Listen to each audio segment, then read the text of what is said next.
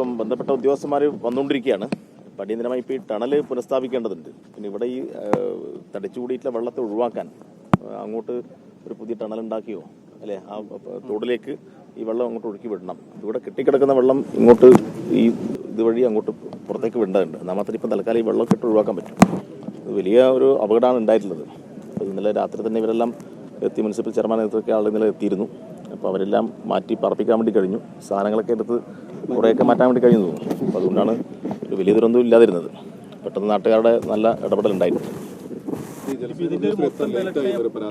എന്താ പറയാ, രാത്രി ഇന്നലെ 11 അവരെ വിളിച്ചിരുന്നു അല്ലേ. അപ്പോൾ അവരിന്നലെ ബന്ധപ്പെട്ട ഉത്തരവാദിത്തപ്പെട്ട ആളുകൾ ഇന്നലെ തന്നെ വന്നിട്ടുണ്ടെങ്കിൽ കുറച്ചുകൂടി ഒരു മാറ്റം ഉണ്ടാവുമായിരുന്നു ഇപ്പൊ പറഞ്ഞത് അല്ലേ. ആ ഭാഗം എന്താ ഉണ്ട്.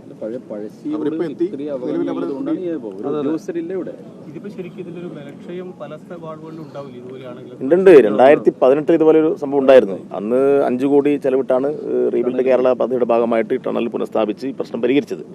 അപ്പോൾ ഇത് ഗൗരവമായി എടുക്കേണ്ടതാണ്. അപ്പോൾ ഗവൺമെന്റ് ഈ പശ്ചാത്തലത്തിൽ ഇത് സംബന്ധിച്ച് ഒരു കൃത്യമായിട്ടുള്ള ഒരു പഠനം നടത്തിയിട്ട് ഈ ബലക്ഷയമുള്ള പഴയ ടണലുകൾ ഇതെല്ലാം പുനഃസ്ഥാപിച്ച് വെള്ളത്തിൻ്റെ ഒഴുക്ക് അതിൻ്റെയൊക്കെ ദിശ മാറിയിട്ടുണ്ട്. നേരത്തെയുള്ള ഭൂമിയുടെ ഘടനയല്ല. അപ്പോൾ ഭൂമിയുടെ ഘടനയിലൊക്കെ വലിയ മാറ്റം വന്നിട്ടുണ്ട്. ചിലപ്പോൾ ആ ഭാഗത്തുള്ള വെള്ളം ഇങ്ങോട്ട് ഒഴുകാനാണ് നേരത്തെയുള്ള ടണൽ. ഇപ്പോൾ ഈ കനാലിൽ നിന്ന് അങ്ങോട്ട് കൂടി വെള്ളം ഒഴുകുന്ന സ്ഥിതിയിലേക്ക് കാര്യങ്ങൾ വന്നിട്ടുണ്ട്.